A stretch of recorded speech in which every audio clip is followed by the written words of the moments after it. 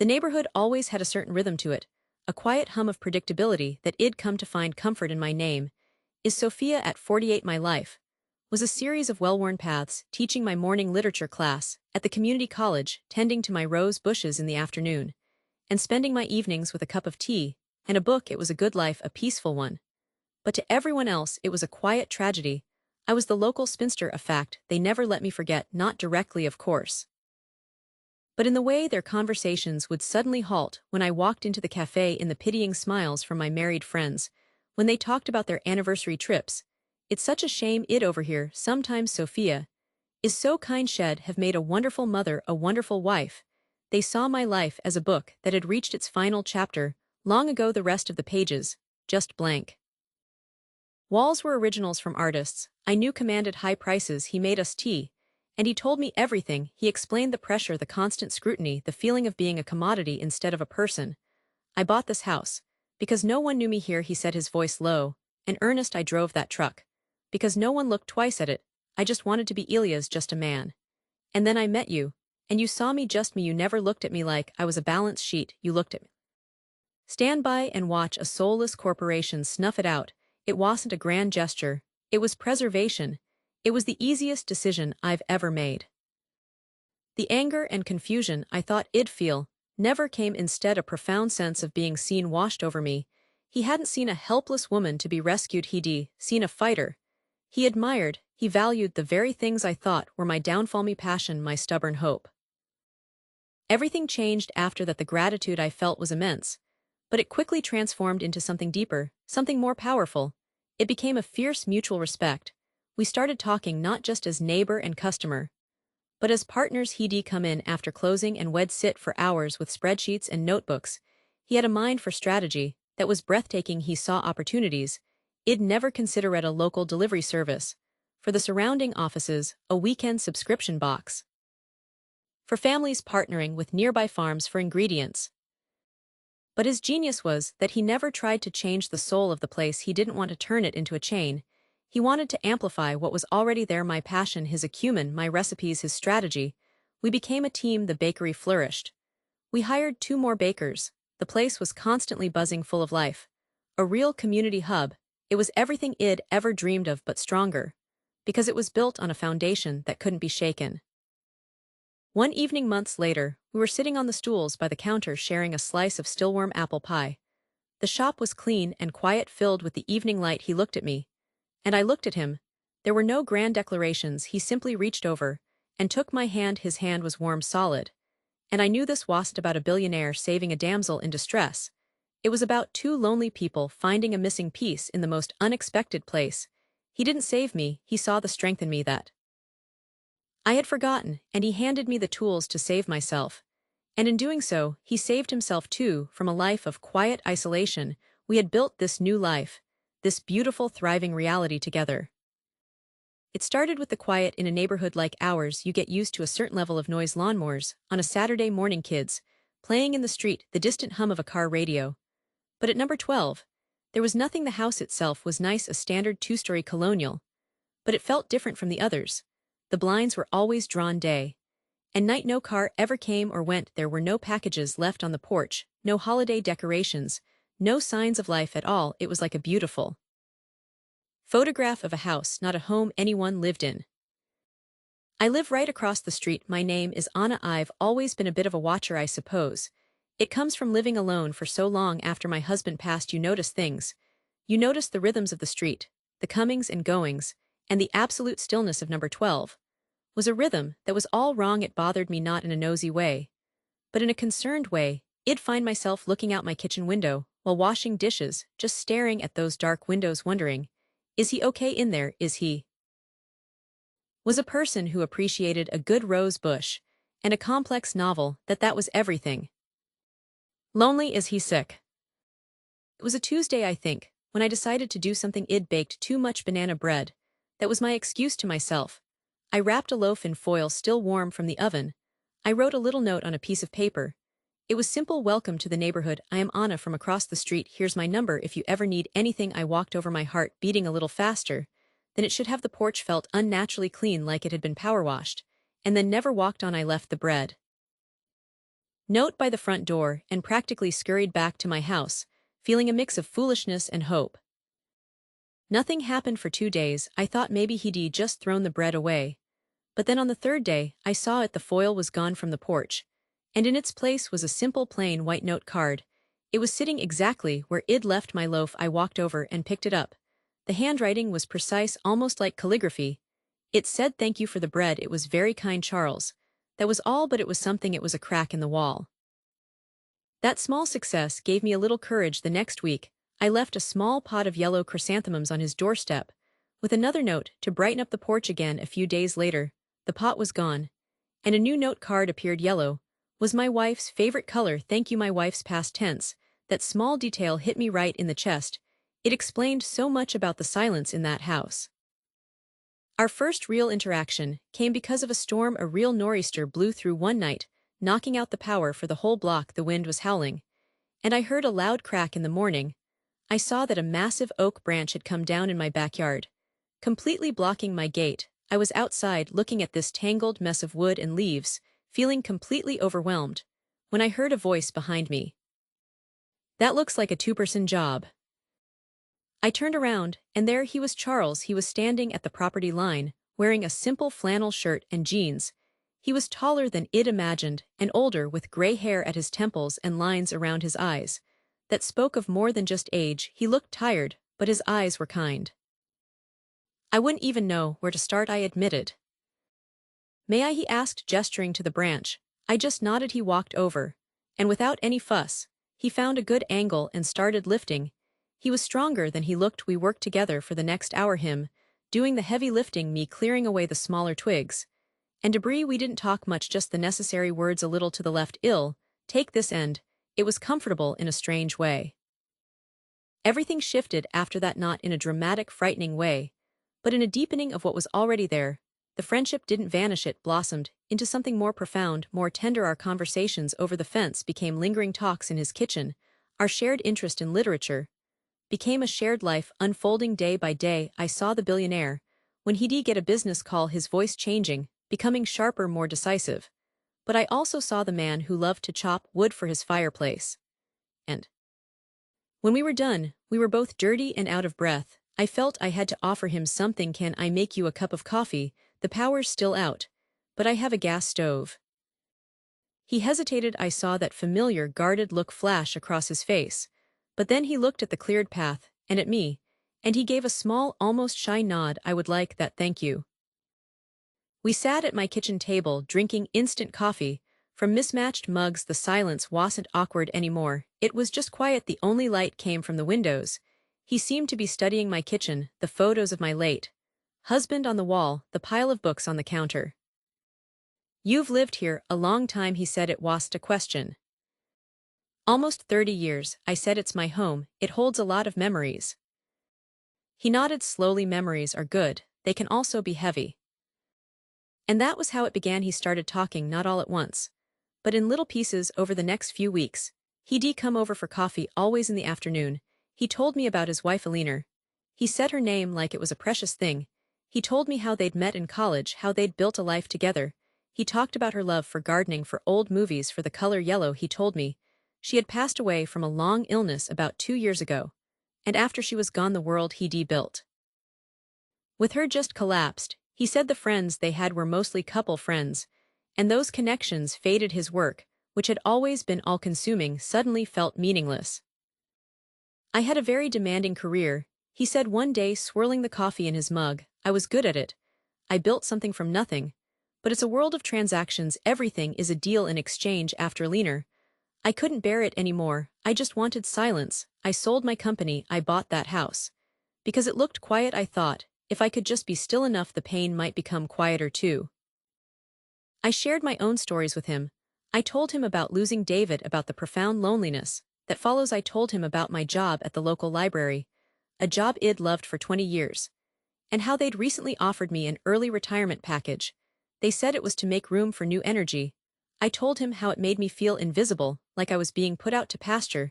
"They think I'm too old for new beginnings," I said, and was surprised to hear the bitterness in my own voice. Whose hands were calloused from real work. He was both, And he never wanted me to see only one side. The romance wasn't a whirlwind, it was a slow sunrise. It was in the way he'd remember how I took my coffee, the way he'd leave a book on my porch with a note about a passage.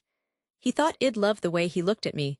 When I wasn't looking with a kind of quiet wonder, he made me feel not just seen, but cherished for exactly who I was.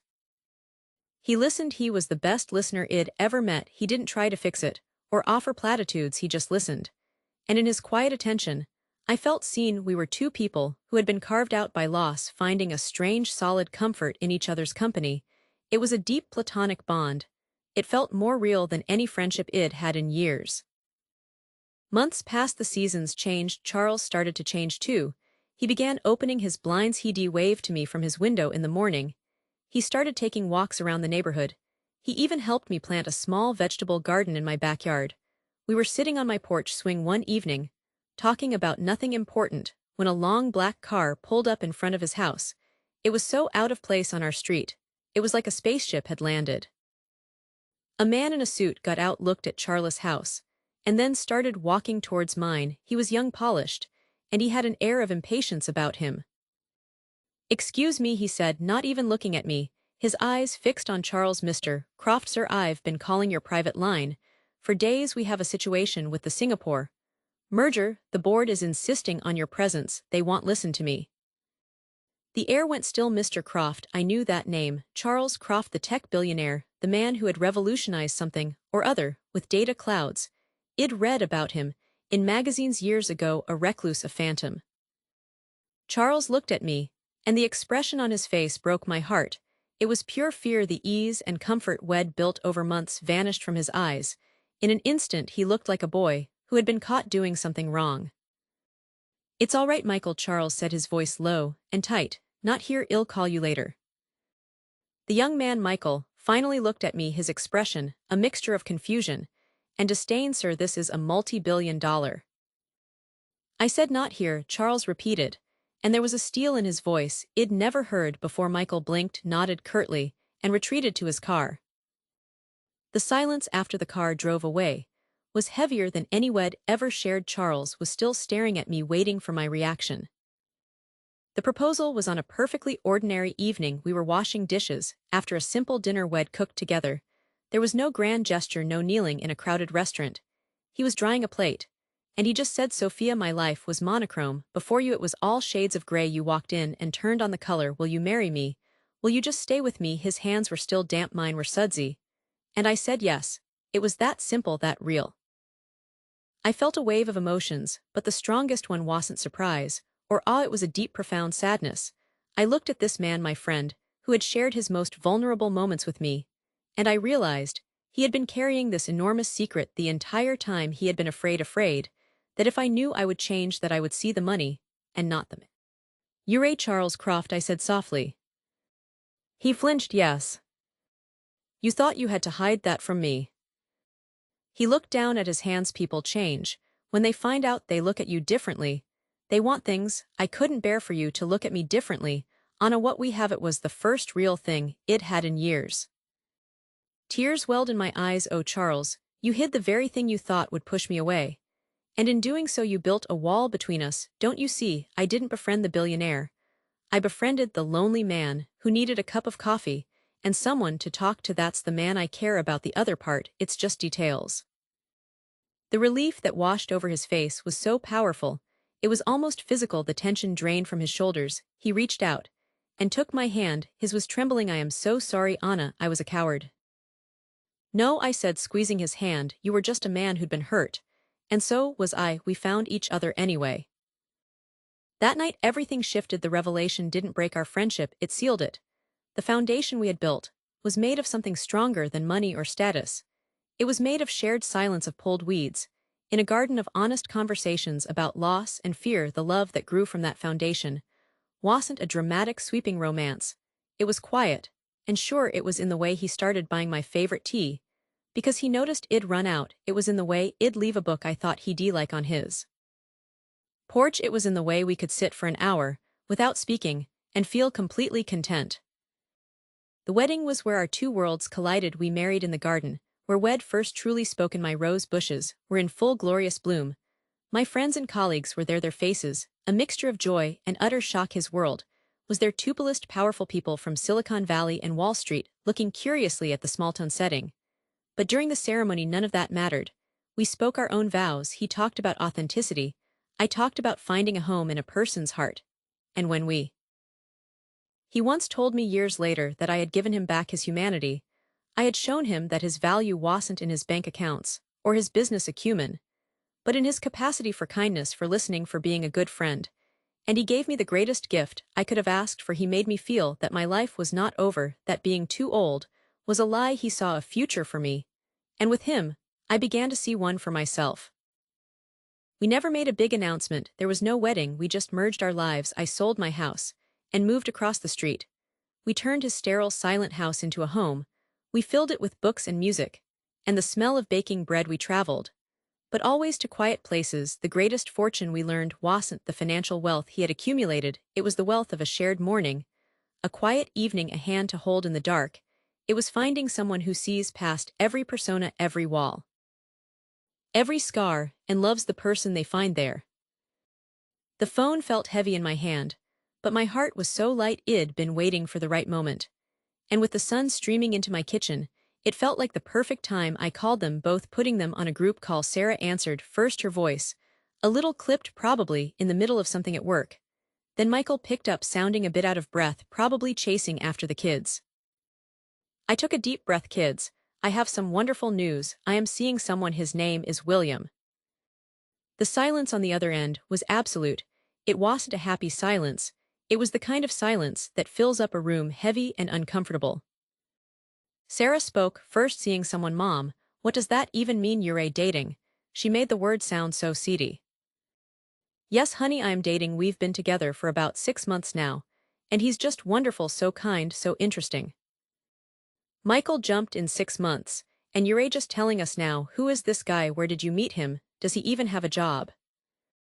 The questions came rapid fire, and each one felt like a little pinprick. I tried to answer calmly. I met him at a lecture series at the community center. He's retired. He had a career in business, and I didn't tell you sooner because, well, I wanted to be sure, and now I am. Kissed. It wasn't for anyone else, it was for us. I looked out at the crowd at the reception and saw Carol, who had pitied me for so long. She wasn't pitying me now. She was looking at the genuine joy on my face, at the way Elias held my hand like it was the most precious thing he'd ever touched. The whispers weren't about spinsterhood anymore. They were silenced, replaced by a dawning understanding. Retired, Sarah repeated, and I could practically hear her rolling her eyes. Mom, be realistic. At your age, what does a retired man want with a new relationship? You have to be careful. People can be users. He's not a user, Sarah. He's a gentleman. You'd like him. I just don't want to see you get hurt, she said, her voice dripping with a condescension. She probably didn't even hear this. Just seems so sudden. It feels like a midlife crisis thing. I am 62, Sarah. I think I am past the midlife crisis state. They wouldn't let it go. The conversation spiraled from there. They were a united front of concern, which was really just a thinly veiled front of disapproval. They talked about my vulnerability, about how I must be lonely, about how this was a rebound from losing their father, even though he'd been gone for nearly a decade. They didn't say they were embarrassed, but I could feel it. I could hear it in the pauses, in the way they carefully avoided calling him my boyfriend at a barbecue. A week later, Michael referred to him as my roommate. It was a joke, but it wasn't funny. It was meant to diminish what we had, to make it seem silly and temporary. The tension started to color everything. Sunday dinners, which I used to look forward to, became something I dreaded. The conversation would be fine until William's name came up, and then the air would get tight. Sarah would ask pointed questions about his family, or if he'd been married before, searching for some red flag. Michael would make comments about my spending, worried I was being taken for a ride. It was exhausting. I felt like I was constantly defending my own happiness. Finally, I'd had enough. I issued an ultimatum. You are both coming to dinner next Saturday. You are going to meet William. You are going to be civil. This is important to me, and I need you to try for me. The dinner was a special kind of torture. I spent the whole day cleaning, cooking his favorite meal, trying to make everything perfect, hoping that if the setting was just right, they might see what I saw. William was a rock. He held my hand before they arrived and said, whatever happens, darling, we're in this together. Just be yourself. They arrived together, a show of solidarity. The greetings were stiff hugs that were more like pats on the back. We sat down, and the interrogation began. It was subtle, but it was an interrogation nonetheless. Later that evening, as we danced under strings of lights, Elias leaned close and whispered, "They said you were too old for love." I smiled, resting my head on his shoulder. The music was soft, and all around us was the evidence of a life I'd never dared to imagine. It wasn't the opulence or the luxury that proved them wrong. It was this quiet, steady certainty. This partnership. The final message wasn't written in the headlines or the price tag of the wedding. It was written in the life we built. Love isn't about a So William Michael started, not even waiting for the main course. "Mom says you're retired. What exactly did you do in business?" William wiped his mouth with his napkin, completely unfazed. "I ran a few companies, Michael, mostly in industrial supply chains. It was demanding, but rewarding. I've been fortunate to be able to step back and enjoy other things now." Industrial supply, Sarah repeated, as if trying to place him on a social ladder. "So not exactly a flashy industry, more practical." "Very practical," William said with a gentle smile. "The world needs nuts and bolts to function." The questions kept coming. Where did he live? Did he own or rent? What were his children like? Did he have any? He answered everything with patience and grace. He talked about his late wife with such fond respect, and I saw a flicker of something in Sarah's eyes, maybe surprise. He asked them about their lives, their jobs, their children, steering the conversation back to them with a skill I admired. But it was like water off a duck's back. They were determined not to be impressed. When he mentioned he enjoyed sailing, Michael made a joke about it being a rich man's hobby. The air was thick with their unspoken judgment. They saw a quiet, retired man, and they dismissed him. They saw someone who couldn't possibly offer me anything they deemed valuable. The evening ended with stiff goodbyes and promises to do this again soon that nobody believed. The change happened within 48 hours. It was Sarah who called first. Her tone was completely different. It wasn't concerned or condescending, it was bright, eager. "Mom, hi, I was just thinking about you. That dinner was so nice. William, he's very polished, isn't he?" I was taken aback. "Polished, I suppose, so he's always been a gentleman." "Right, a gentleman." So Michael and I were talking, and we were thinking we've been so wrapped up in our own lives. We haven't really included you guys. We're planning a trip to Aspen over the holidays. We'd love for you and William to join us. Our treat, of course. Timeline society sets for you. It isn't about wealth or status. It's about a connection so genuine that it transcends all of that. It's about finding someone who sees your true soul, not the story everyone else has written for you. And that can happen when you're 20 or 40 or 80. It's never too late for a life that feels like a fairy tale, especially when that fairy tale is built on something real. I was speechless. A trip to Aspen. They had never ever offered to include me in a vacation, let alone pay for it. The last family vacation we took was years ago, and I'd paid my own way. Then Michael called, "Hey Mom, listen. I was a bit of a jerk the other night. I am sorry. I guess I just worry about you. But Sarah told me she had a good talk with you. This Aspen idea is great, isn't it? We could get a big chalet. It'll be fantastic." The whiplash was making me dizzy. Then it clicked. It had to be the money. I went to my computer, my hands trembling slightly. And I did what they must have done. I typed in William's full name and business. I'd never felt the need to do it before. I knew who he was. I knew his character. The search results flooded the screen. There he was, but not the man I knew. This was William, the Titan William, the billionaire. Photographs of him cutting ribbons on buildings, his name on wings of hospitals, articles detailing the sale of his company for an amount with more zeros than I could comprehend. I sat back in my chair, a cold knot forming in my stomach. This was it. This was the discovery that had transformed me in their eyes from a foolish old woman into a suddenly interesting person. The invitations kept pouring in. Suddenly my opinion on everything was valuable. They wanted to know if William liked a particular brand of whiskey for Michael's birthday. They asked if we'd like to join a country club they could never afford on their own. Sarah started sending me links to extravagant wedding venues, talking about how, when the time comes, it would have to be an event to remember. They weren't just accepting him, they were planning their inheritance. The disgust was a physical taste in my mouth. It was so transparent. Their shame hadn't vanished, it had been replaced by greed. They weren't happy for me, they were excited by what William represented. A bank, account a social ladder and opportunity. That night I talked to William about it. We were in his garden under the stars. They know, I said, my voice quiet, they Googled you. He sighed, not with surprise, but with a deep sadness. I was wondering when that might happen. I am sorry, Carol. Don't you be sorry, I am sorry, I am so embarrassed. They're my children, and they're vultures. He took my hand. They're human. Money changes people's perceptions. It always has, but listen to me. This doesn't change anything between us. Their behavior is their own, our happiness is ours. The silence was the worst part. It had a weight to it, a physical presence that filled every room. I'd walk from the kitchen to the living room, and the only sound was the floorboard creaking under my own feet. For 25 years. This house had been a symphony of slammed doors, shouting matches over the bathroom, the perpetual hum of a television in some distant room, and the beautiful chaotic noise of my children's lives. Now, it was a museum of memories, and I was the lone silent curator. I looked at him, at this good steady man who loved me for me, and I made a decision. I called a family meeting. I had them over without William. This time, they came in all smiles, talking about Aspen again. I didn't let them get comfortable. We need to talk, I said, my voice firmer than it had ever been with them. The trip, the country club, the wedding plans, it all stops right now. The smiles faded. Mom, what are you talking about? Sarah said. We're just trying to include you. No, I said, you're including his money. There's a difference. I saw how you treated him before you knew. You were embarrassed of me.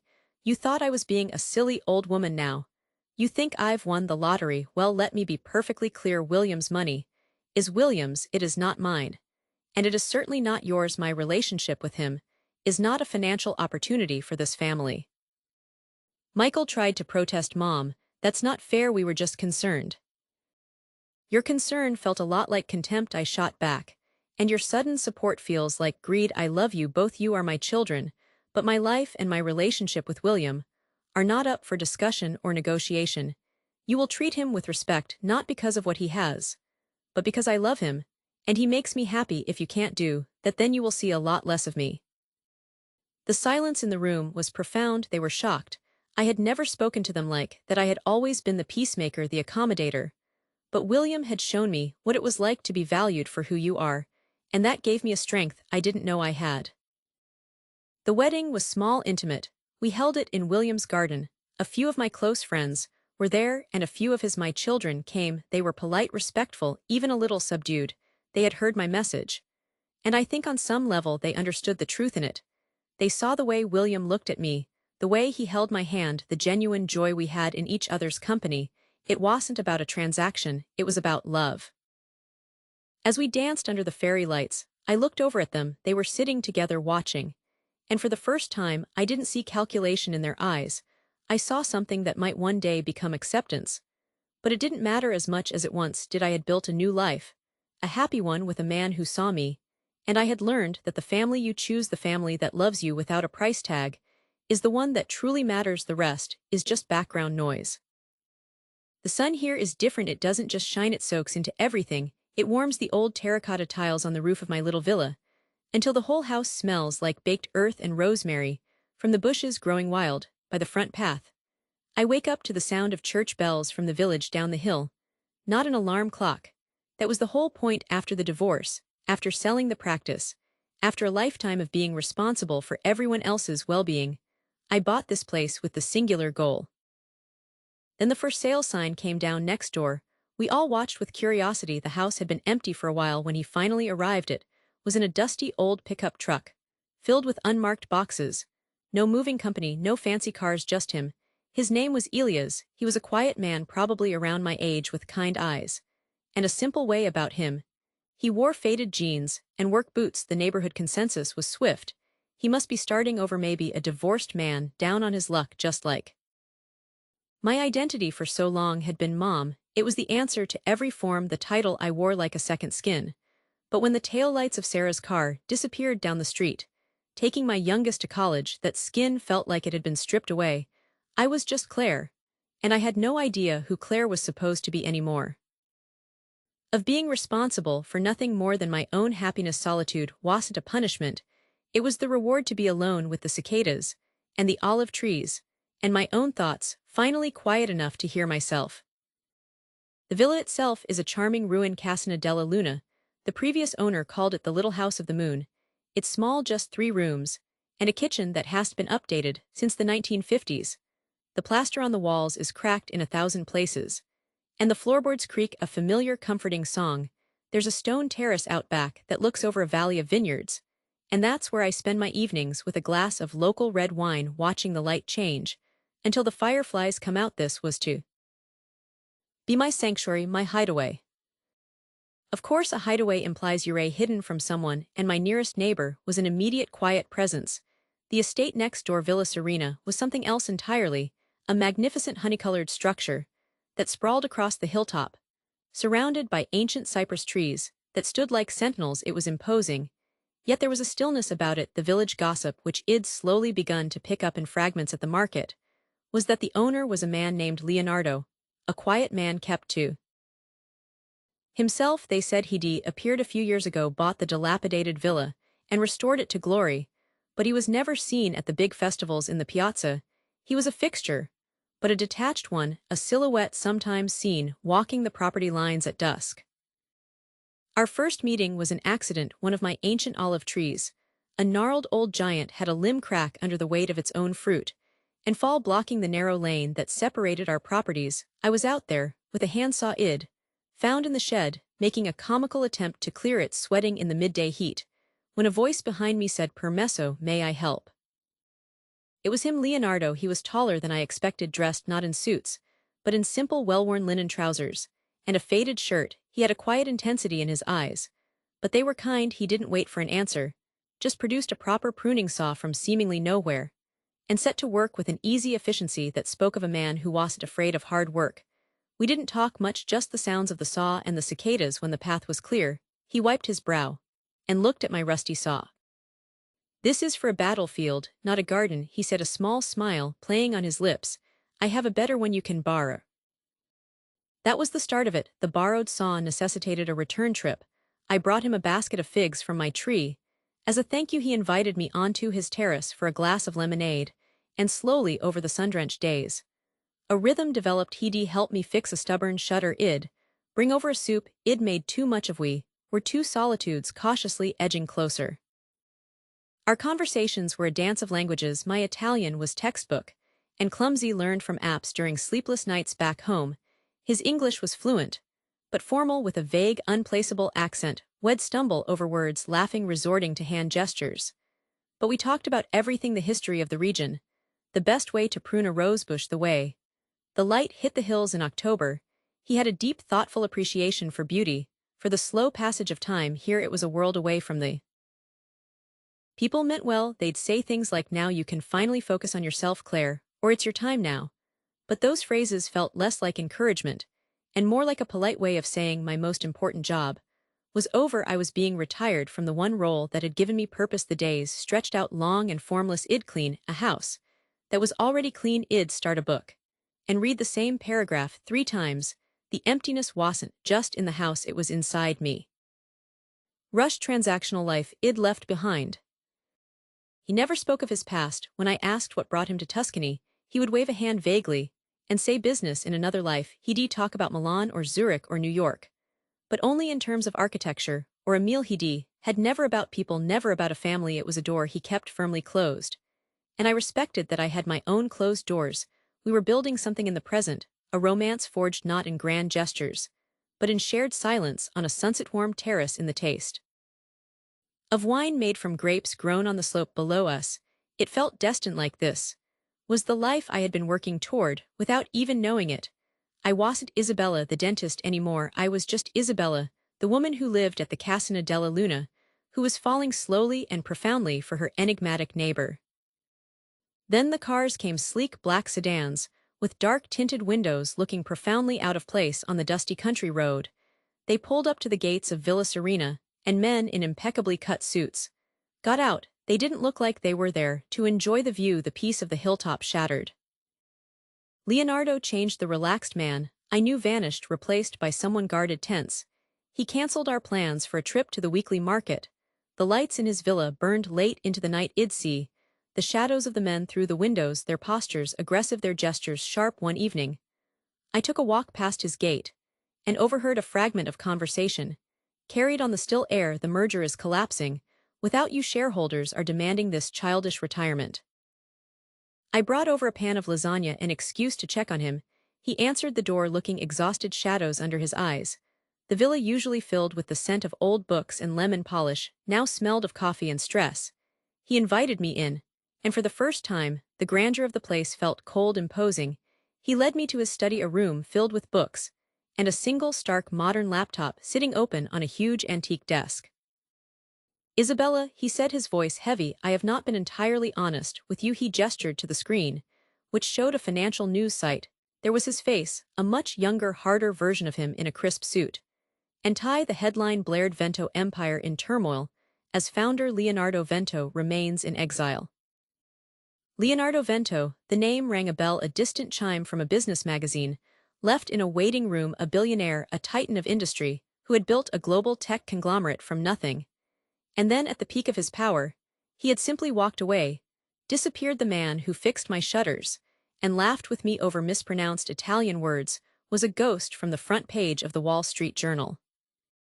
The men were his former partners, his board. The company he built was facing a hostile takeover, and they had tracked him down. They weren't just asking him to come back. They were threatening him. If he didn't return to lead the defense, they would liquidate his assets, dismantle his life's work, and in the process, expose the location of his sanctuary to the entire world. The quiet life he had built, our life, was being held hostage. My first thought wasn't about the money. It was a dizzying, abstract concept. My first feeling was a fierce protective anger. They wanted to take him away from me. They saw him as an asset, a name on a stock ticker. I saw the man who knew which wild herbs were edible, who could identify every bird song at dawn. The garden was my act of desperation. The backyard had been the kids' domain for years, a trampled patch of grass where they'd played soccer and set up a no-rusted swing. Said it was overgrown, neglected, a perfect mirror of how I felt one morning, fueled by a sudden sharp pain of loneliness. I went to the hardware store and bought bags of mulch and a trowel. I didn't have a plan, I just needed to dig my hands into something real. He looked at me, waiting for my reaction, waiting to see if I would look at him differently now. "I understand if this is too much," he said quietly. "This world, it is not what you came here for." But that was the point. I didn't come here for a billionaire. I came here for peace. And I found it with him, the man, not the empire. I took his hand. "Tell me what we need to do." That we changed everything. I became his confidant, his ally, the one person he could trust, who had no interest in his fortune. My loyalty was to the man I drank wine with on the terrace together. We crafted a defense. His financial and strategic savvy was immense, but it was clouded by emotion, by the trauma of the life he'd escaped. I provided the calm, the steady footing. I helped him see the situation not as a battle he had to flee, but as a final piece of business to conclude, so he could truly be free. We spent days in his study, me reading through dense corporate documents, highlighting clauses he'd overlooked in his anger, him orchestrating a counteroffensive from a villa in Tuscany. We used the very technology his company had helped pioneer to stage a virtual coup. He didn't need to go back. He could fight from right here with the olive trees. As his witnesses, I proved to him that his worth wasn't in a bank account, but in his mind, his resilience, and in the fact that someone was standing by his side. Not for what he could provide, but for who he was. In the end, it worked. A series of brilliantly executed video calls, a few discreet calls to old allies he still trusted, and the threat was neutralized. He secured his company's future on his own terms, appointing a successor he believed in, and permanently securing his own freedom. The black sedans left, and the hilltop was quiet again. But we were different. The crisis had forged our bond into something unbreakable. We sat on my terrace, the familiar view of the valley spread out before us, the fireflies just beginning their dance. The silence between us was no longer just about solitude. It was about a shared victory, a profound understanding. He turned to me. "This life here, it is everything to me," he said. "But there is a part of me, a small part, that cannot completely abandon the world I built. There are responsibilities, a foundation that supports medical research, a board seat I should probably keep." He took my hand. I was thinking perhaps we could have both, the casino and the city, a month here, a week there, a partnership. It wasn't about choosing one life over the other. It was about building a new one together, a life that could encompass the serenity of the Italian hills and the pulse of a global city, because we would be facing it as equals. I had retired to Italy to find solitude to hide from complication. But love is the greatest complication of all, and I realized that true love isn't about finding a peaceful place to hide, it's about finding a person who makes every place from a dusty villa to a skyscraper penthouse feel like a sanctuary. It finds you when you stop searching for an escape and start building a life in the most beautiful places on earth. The soil was tough, packed down by years of neglect. I was wrestling with a stubborn root when I heard a voice from the other side of the fence. "You're going to need a sharper spade for that." I looked up and saw a man probably in his late 50s with kind eyes and hands that looked like they knew how to work. It was my new neighbor Robert. He'd moved in a few months ago, but we'd only exchanged polite waves. For the first 6 months, the house was the only thing I really knew. My name is Grace, and I was his housekeeper. The advertisement had been simple: living position caretaker for a large property. It promised quiet, and after the noise of my own life at the city, the constant worry about money, that quiet sounded like a blessing. The estate was called Willow Creek, though I never saw a creek, just miles of sweeping lawns and old whispering trees, and him, Arthur.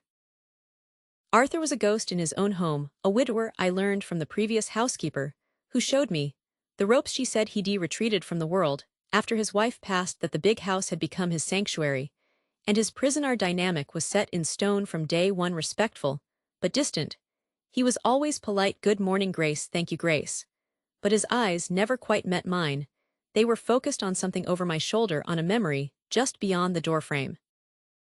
My job was to be a presence that felt like an absence, to polish the grand piano so it shone, but to vanish before he ever sat down to play, to arrange the fresh flowers in the library without seeming to disturb the dust motes dancing in the sunbeams. The house was full of beautiful silent things, but it was the small human things. I began to notice the worn copy of Tennyson's poems on his nightstand, the page corners bent, a half-finished painting of a stormy sea on an easel in the west-facing room, the brushes hardened with dried paint as if he'd walked away mid-stroke and couldn't bear to return. These were the clues to the man behind the fortune, the grief he carried not as a heavy weight, but as a fine, all-encompassing mist. And then my own quiet world cracked open: a phone call from my sister.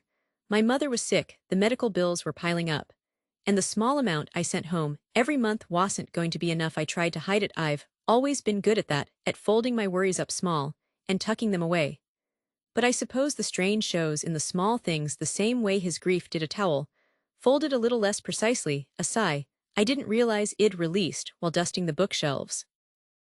He noticed I was in the library, and I didn't hear him come in. He was just there, standing by the fireplace. "Grace," he said, and his voice was different, not the polite, distant tone, but softer, concerned. "Is everything all right?" I immediately put on the professional mask, the one that said everything was perfectly in order. "Yes, Mr. Thorne, everything is fine." He was quiet for a moment, just looking at me, and for the first time he was really seeing me, not the housekeeper, but the woman. "You've been quiet this week," he said, "and you missed a spot on the mantelpiece." He said it with the faintest hint of a smile, and I felt my cheeks grow warm. It was the first joke he'd ever made with me.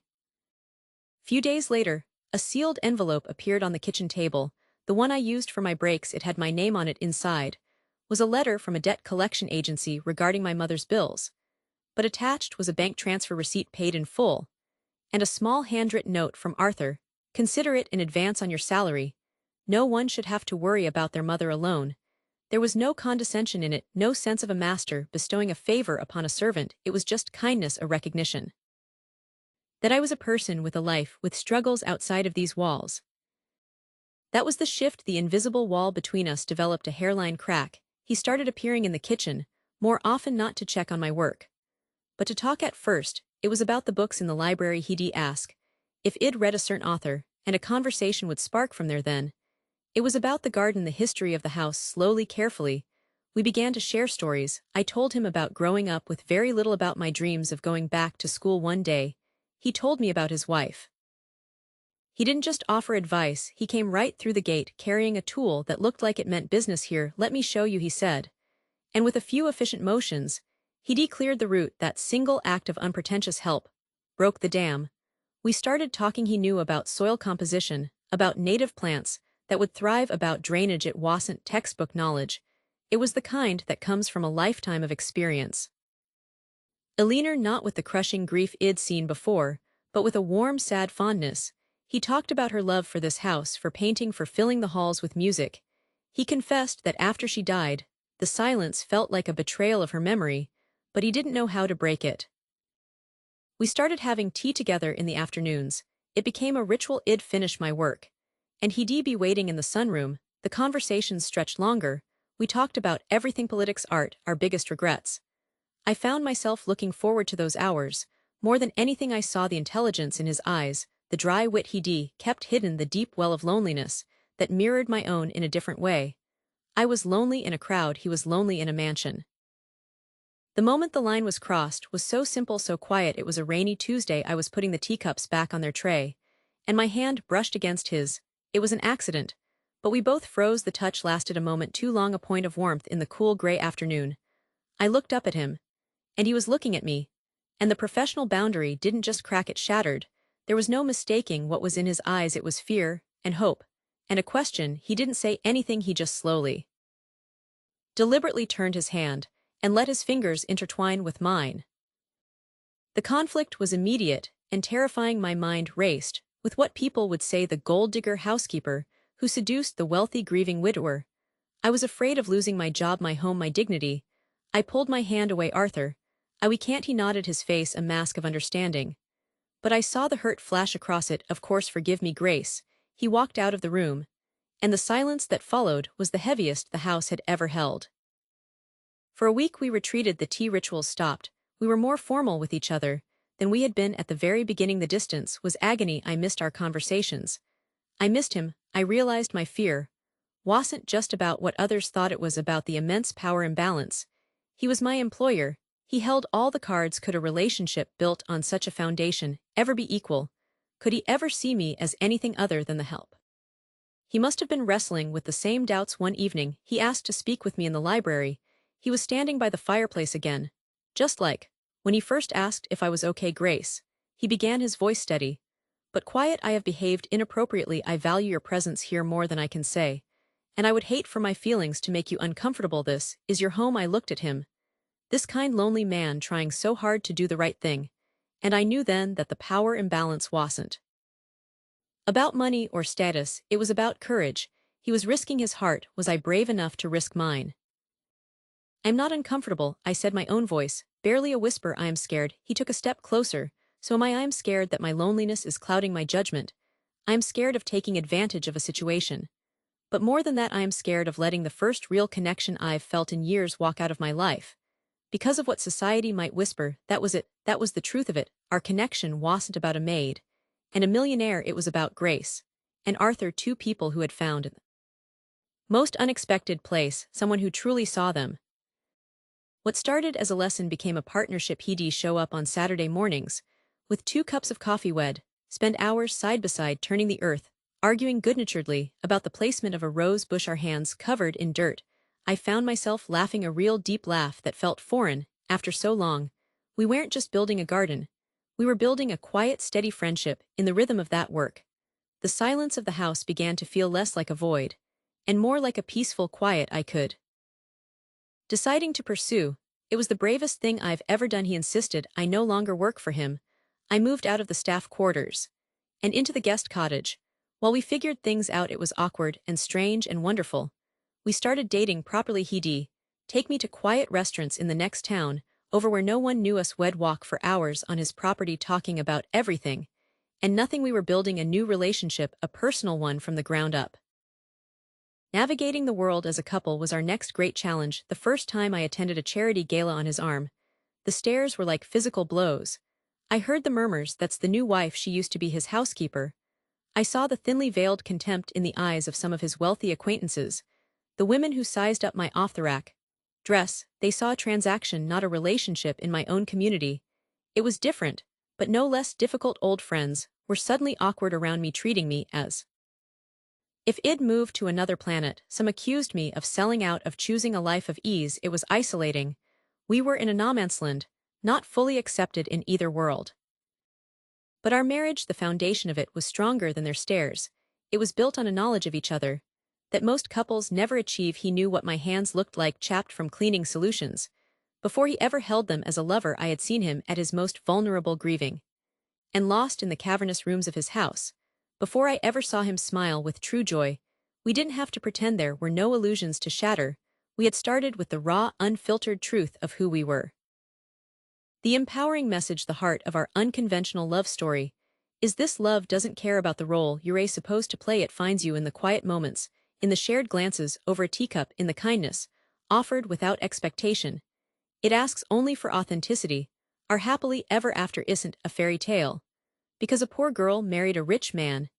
It's a testament to the fact that sometimes you have to be brave enough to rewrite the story you've been given. Arthur wasn't my Prince Charming rescuing me from a life of scrubbing floors. I rescued him from a life of silence, and he helped me believe I was worthy of a love as vast and beautiful as the estate I once merely tended. The housekeeper became the wife, but more importantly, the two lonely people, we were finally found a home in each other.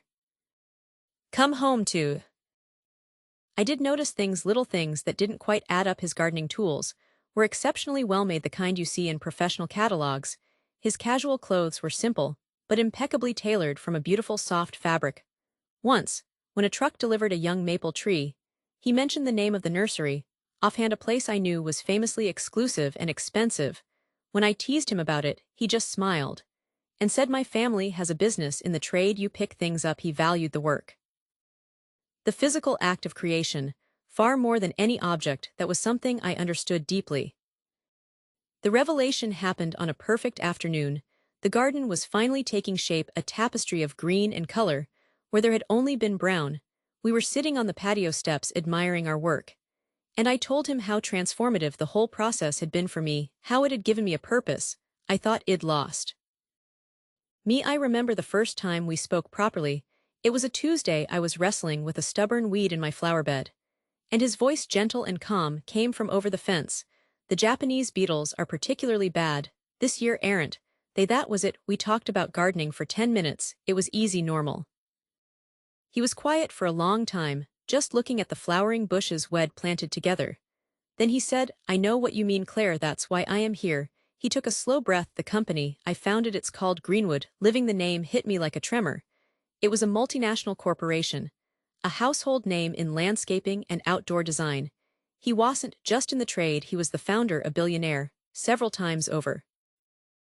I must have stared at him, my mind reeling. The man in the worn jeans and muddy boots, who had spent weeks helping me weed and dig, was one of the richest men in the country. He saw the shock on my face and hurried to explain he'd built an empire. But he'd lost touch with the very thing that inspired it. The boardrooms, the shareholder meetings, the constant pressure to grow it had suffocated him. He'd stepped back from the day-to-day operations, bought this simple house, and vowed to get his hands dirty again. "Remember the feel of the earth, the simple satisfaction of helping something grow. This," he said, gesturing to our garden, "this is real. This is why I started it. All I needed to find my way back to this." It wasn't a confession of wealth, it was a confession of vulnerability. He hadn't been pretending to be someone else, he'd been rediscovering who he truly was, just as I was. The knowledge of his wealth didn't change the man I'd come to know. If anything, it deepened my respect for him. He had chosen this simple life, this authentic connection, over a world of luxury. Our relationship, which had been a steady bud, began to bloom with a new intensity. It wasn't a frantic, youthful passion. It was a deep, mindful love that felt like the most solid ground I had ever stood on. We weren't just two lonely people finding companionship. We were two people who had lost and found themselves, and recognized that same journey in each other. Of course, the outside world had opinions. My friends were a mix of excited and wary. "A billionaire, Claire, be careful." There were whispers about the age difference. Though it was only 10 years, people wondered what a man like him could possibly see in an empty nester from the suburbs. It was the same old notion that a woman's value diminishes when her children leave. But with Robert, I felt my value increasing every day. He loved the person. I was becoming the woman who was more than just a mother. We faced the judgments together, and our shared sense of purpose, our foundation built on soil and sweat and honest conversation, made us immune to the noise. The garden is magnificent now. It's a lush, thriving ecosystem that feels like an extension of our home, Robert. And I live in the house that was once so silent. And now it's filled with a different kind of music, the easy rhythm of our life together, the plans we make not just for the garden, but for travels, for quiet evenings, for a future we are designing on our own terms. I look at that garden now, and I see the metaphor so clearly, the empty nest, that space I had feared so much wasn't an ending, it was fallow ground, it was the necessary quiet space, where the soil of my soul could rest before something new, and unexpected, was planted. I had to let the old identity fall away to make room for a new, more complete one. I am still a mother. And I always will be, but now I am also a partner, a creator, a woman deeply in love. The empty nest wasn't a void, it was the quiet, fertile ground, where I finally got to grow into myself. Our interactions became the highlight of my routine, a wave from across the lawn, him offering to carry my groceries from the car, me taking over a slice of freshly baked apple pie. It was never planned, it was just natural. One evening, I found him looking at the books on my porch. He pointed to my worn copy of East of Eden. "That's a brave one to revisit," he said. We ended up talking for over an hour, sitting on the porch steps, as the sun went down, about Steinbeck's idea of Timschel, about choice. And the grocery store, you know, the one on Main Street, with the little bell that jingles when you walk in, that's where it started for me. I think you could feel the air chain. The moment I walked down the cereal aisle, the low hum of the freezers, the squeak of my cart's wheel. And then the sudden hush from the next aisle, over just a beat of silence. Then the whispering started up again, a little softer, a little more pointed. I didn't have to hear the words, I knew what they were saying. It was in the way Mrs. Higgins from the flower shop gave me a tight, pitying smile at the checkout, her eyes darting away from mine, a little too quickly. It's a small town, you know how it is, the sidewalks know your business before you do, and my business apparently was being the respectable widow Mary, the one who kept her garden neat, and volunteered at the library book sale, the one everyone felt a little sorry for, but in a comfortable, distant way. And then Marcus arrived. He moved into the old Henderson place on the edge of town. It had been empty for years, he kept to himself, mostly drove an older sedan, wore simple clothes. He was just Marcus, quiet, thoughtful, with these eyes that seemed to see right past all the noise. We met by chance at the library, both reaching for the same book. It wasn't some grand dramatic thing. It was a conversation that started, and just didn't end. We'd have coffee, then dinner, then long walks by the river, as the sun went down. The gossip didn't start as a roar, it was a drip, drip, drip, a comment here, a look there. I'd be buying stamps at the post office, and catch a snippet of conversation from behind me. "Well, she's certainly cheerful lately." The word cougar was whispered, never to my face, but it hung in the air like a bad smell. The worst were the ones who thought they were being kind. They'd pat my hand and say, "It's nice to see you getting out there, Mary," but their eyes would be full of this condescending worry. The underlying message was always the same: what could a man like him, with his whole life ahead of him, possibly see in a woman like me? He must be after something. And since I didn't have any money to speak of, the only thing left in their minds was some sad, desperate companionship. There were nights, I'll admit it, when the doubt crept in, lying in bed, the house so quiet around me. I'd hear their voices in my head. Maybe they're a right, maybe I am making a fool of myself. This town, these people, they've known me my whole life. What if they see something I am blind to? What if this happiness is just an illusion, and I am the last one to realize it? I tried to talk to Marcus about it. Once we were sitting on his porch, watching the fireflies. I said something vague about the town talk, about how people were saying things. He just listened, his hand covering mine. Then he said, "Their opinion of our happiness doesn't change. The fact of it, Mary, the only thing that matters is what's real right here." He was so steady, he never got angry about it, never felt the need to defend us to anyone. He made it feel so simple, the world could spin and gossip all it wanted, but our little world, the one we were building, was solid ground. The annual summer gala was always the event of the season, held at the country club, everyone dressed in their best. It was a spectacle of social climbing and subtle competition. The year before, I'd gone alone, and spent most of the night talking to the elderly bartender. This year Marcus was my date. I remember the silence that fell over the entrance hall. When we walked in arm in arm, it was like someone had turned the volume down on the entire room. Then the chatter started up again, twice as loud. Forgiveness. He didn't talk down to me or try to impress me, he just discussed, he listened. We discovered a shared love for quiet, for the simple pleasure of a good sentence, and a comfortable silence. The town gossip, of course, found its way to me. My friend Carol said it with a sympathetic sigh, "It's nice that you have a friend, Sophia. It's good you have each other." They saw two lonely souls huddling together for warmth. a practical, if slightly sad arrangement. They never saw the way his laughter made me feel light. Frantic buzzing energy directed right at us. I could feel the stares like little pinpricks on my skin. We circulated. I introduced Marcus to people. The conversations were painfully polite, laced with a condescending curiosity. Mayor Thompson clapped Marcus on the shoulder. A little too hard. So Marcus, what is it you do again? Investments. He said it like it was a hobby, a vague, unimportant thing. Marcus just smiled, that calm smile of his, something like that. That's when the commotion started near the main doors, a ripple of excitement. A couple from out of town had arrived, friends of the club president. They were elegant, clearly wealthy. The kind of people our town looked at with a mixture of awe and resentment. The man was tall with a commanding presence. His eyes scanned the room. And then they stopped. They landed squarely on Marcus, and his face broke into a genuine, astonished smile. He crossed the room in a few quick strides, ignoring everyone else. The crowd parted for him. He stuck his hand out. Marcus Thorne, I can't believe it. What on earth are you doing hiding out in a place like this? You could have heard a pin drop. The use of his full name, the familiarity, the sheer respect in the man's voice, it changed the air in the room. Marcus shook his hand warmly. John, just taking some time away from the noise. John turned to his wife, who had joined him. Darling, this is Marcus Thorne. The Marcus Thorne, the Thorne Foundation, the one that rebuilt the children's hospital downtown. I've been trying to get a meeting with this man for years. The silence was no longer just quiet, it was stunned. It was the sound of 100 assumptions, shattering at once. Thorne Foundation, billionaire, philanthropist. The pieces clicked into place for everyone in that room, all at the same time.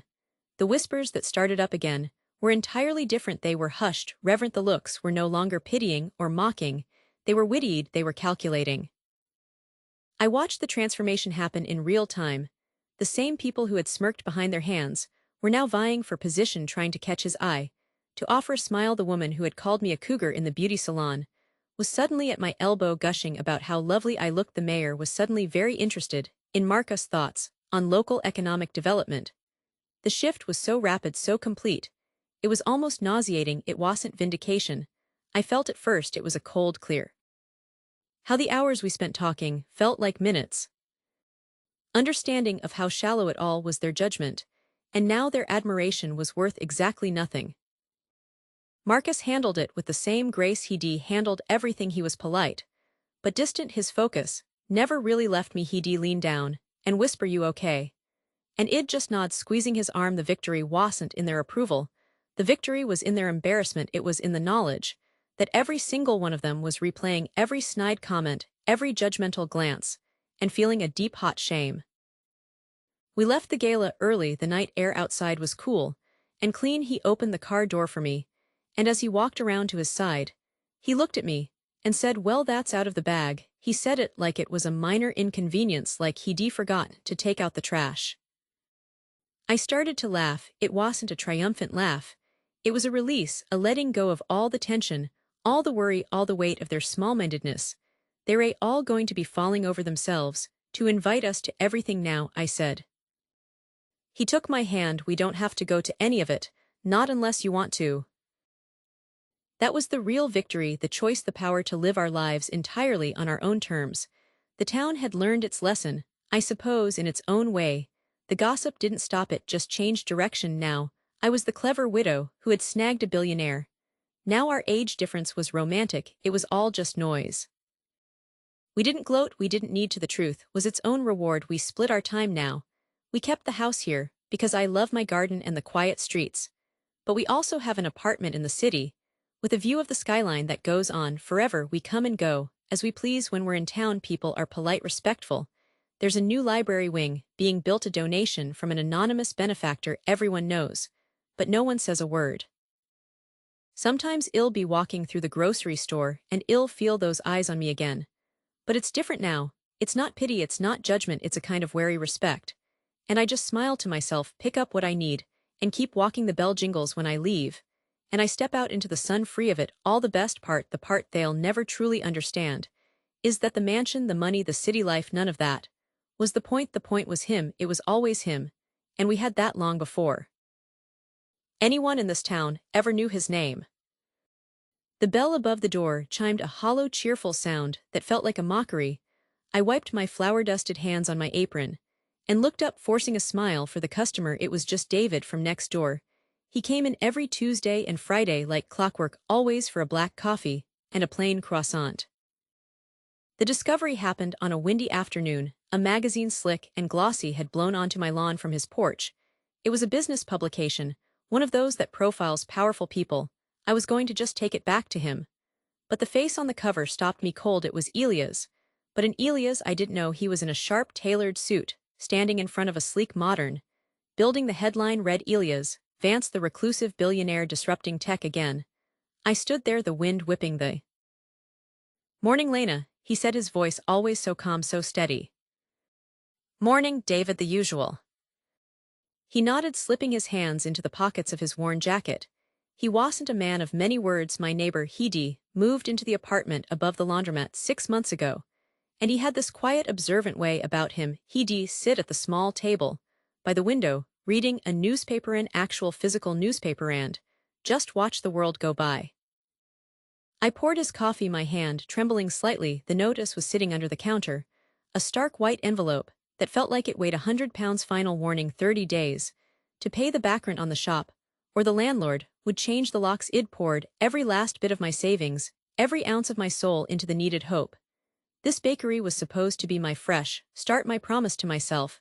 After the divorce, it was a place for buttery, flaky pastries and bread that smelled like comfort. But the artisan loaf, that giant chain that opened 2 blocks over, was sucking the life out of this street.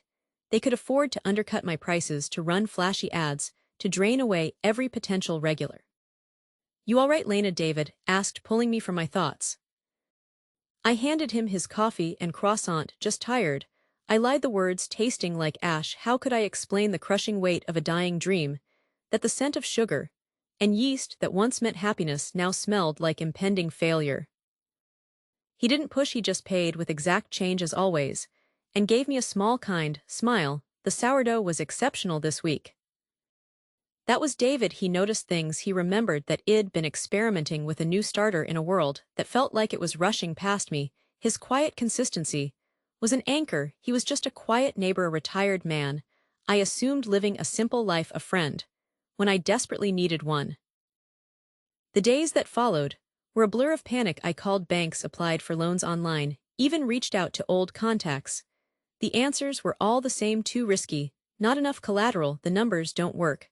I started packing non-essential items into boxes, the sound of tape tearing making my stomach clench. Each rolled-up poster, each packet-away decorative plate, felt like I was burying a part of myself. Pages, my mind refusing to connect the man in that photograph with the man who had helped me fix a leaky faucet 2 days prior. Billionaire. The word felt alien, impossible. The breaking point came on a rainy Thursday. I was trying to fix the temperamental oven, my arms covered in grease, when the landlord, Mr. Henderson, came in. He didn't even bother to take off his hat.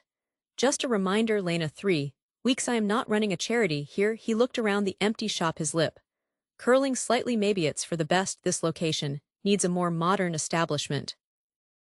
After he left, I slid down behind the counter, the cool linoleum floor against my cheek. The tears came then, hot and silent. This was it. This was the end. The dream was over. I'd have to go back to waiting tables, to owing everyone money, to being just another person who tried and failed.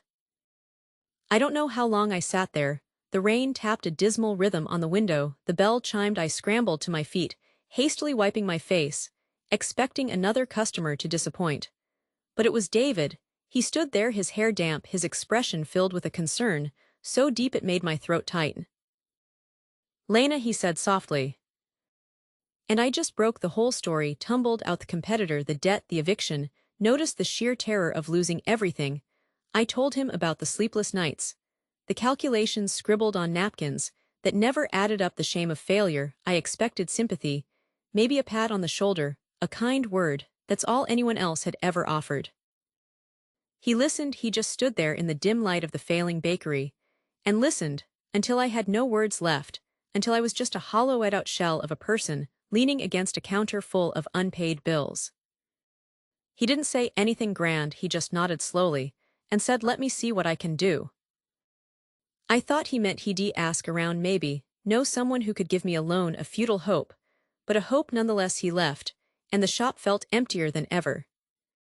The next week was a strange limbo. I went through the motions, baking out of habit, serving the few loyal customers I had left. David still came for his coffee, but he was quieter than usual, his brow often furrowed in thought. I didn't bring it up again.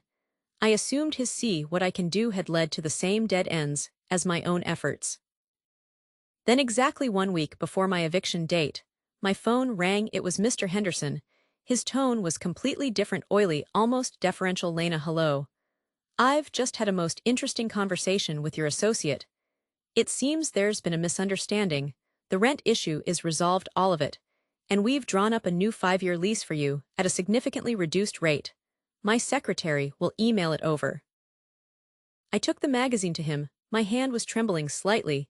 He answered the door, wiping his hands on a rag, smelling faintly of sawdust. He'd been building a bookshelf. I just held out the magazine. He looked at it, and then at my face, and a slow, sad smile touched his lips. "I was wondering when you'd find out," he said. "He invited me in his house. Wasn't what I expected. It was comfortable, lived in. But I started to see the details. The simple-looking armchair was ergonomically perfect, the art." I stood there, phone pressed to my ear, certain I was hallucinating. My associate. "Yes, yes, Mr. Thorne, a formidable gentleman. He's taking a very personal interest in your business. Congratulations. Lena, the needed hope is here to stay." The line went dead. "Mr. Thorne." I knew a David, my quiet neighbor, not a Mr. Thorne. I ran to my laptop, my fingers clumsy, as I typed the name into a search engine. The screen filled with images. There he was, David. But not my David.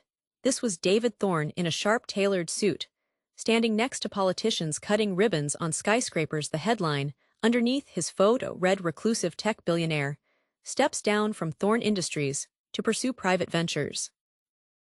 My knees gave way. I sat heavily on the floor, staring at the screen. The quiet man who lived above the laundromat, who counted out exact change for a croissant, was a billionaire. And he had just saved my bakery. He hadn't just paid my debt, he'd renegotiated my entire future. The scale of it was incomprehensible. I waited for him that evening, my heart thundering in my chest, when the bell chimed, and he walked in. He looked exactly the same as always. But I saw him differently now. I saw the sharp intelligence in his eyes, the quiet authority in his posture, that I had mistaken for simple stillness. "David Thorne," I asked, my voice barely a whisper. He stopped, and a slow, almost sad smile touched his lips. "You found me out." "Why?" I asked, gesturing wildly around the shop. "Why all of this, the secrecy? Why live here? And why would you do this for me?" He came and sat at his usual table. He didn't look like a billionaire. He looked like a man who was tired of being one. I lived in a world of glass towers and billion-dollar deals. He began, his gaze distant. Every conversation was a transaction. Every relationship was a calculation. I got very good at winning, but I forgot what it felt like to build something, to create something with your own hands that makes people happy. I retired because I was empty. He looked at me then, and his eyes were full of a sincerity I'd never seen before. "Then I moved here, and I found this place. I found you. I watched you, Lena. I saw you get up at 3 a.m. every morning to proof the dough. I saw you remember every customer's name, their favorite order. I saw you give a free muffin to the old man who looked like he couldn't afford it. I saw your passion. I saw your resilience, even when you were terrified. That light you have, it's the most real thing I've encountered in a decade. I couldn't